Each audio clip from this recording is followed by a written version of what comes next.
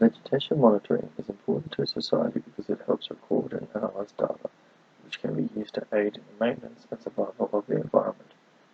Vegetation monitoring is used to record an environment's well-being, the abundance and variation of species. From the recorded data, predictions and conclusions can be made about what impact climate change, human and animal interactions has on an ecosystem. Other assumptions which can be made are forest growth, mortality, and function. Without vegetation monitoring, scientists would be unable to make predictions on the environment in the future. Before going into the field, several things need to be done beforehand. The main object that needs to be completed is that a site needs to be mapped out and selected. Once selected, observers should visit the site to see if any problems may occur. Once this is finalized, a crew needs to be trained correctly and also the correct equipment needs to be organized. Some of the required equipment is GPS, stakes, printed maps, measuring tapes, orange flagging rolls, nylon string for the boundary, metal tags, paint, and pen and paper. To create the 1 hectare plot, begin at the compass point 00 and place the first stake. From this point, mark out 2 baselines which run 90 degrees to each other. These 2 lines will be the base of your plot and each should run 100 meters long. Use nylon string to form the 2 baselines. From the 2 baselines, begin to create your plot in cross sections. The shown diagram is an example of how your plot should begin to look.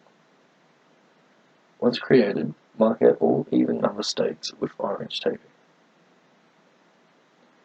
A problem which may occur is that if a large tree is in the boundary line and 50% or more of the tree is inside the boundary line, then this tree will be recorded.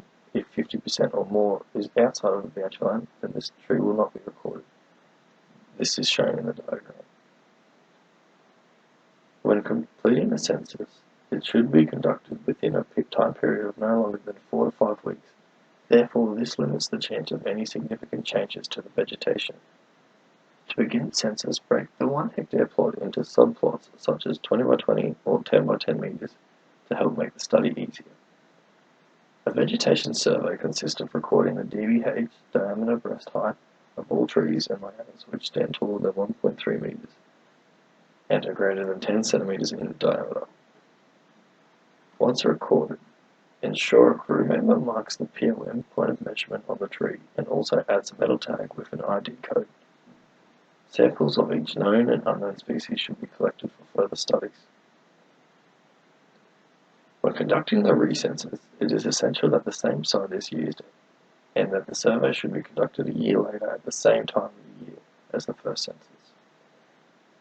Before beginning the recensus, general maintenance of the site should be done. This includes things such as creating new boundary line if the old one is damaged, and also replace old and lost tags.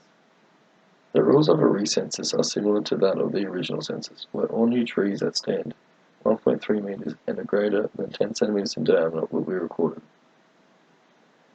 All of the original trees will also be re-recorded unless the tree's diameter has decreased to less than 10 centimeters. Original trees that are now dead still will be measured and recorded. The Team Vegetation Protocol Manual has many strengths and weaknesses. The strengths are that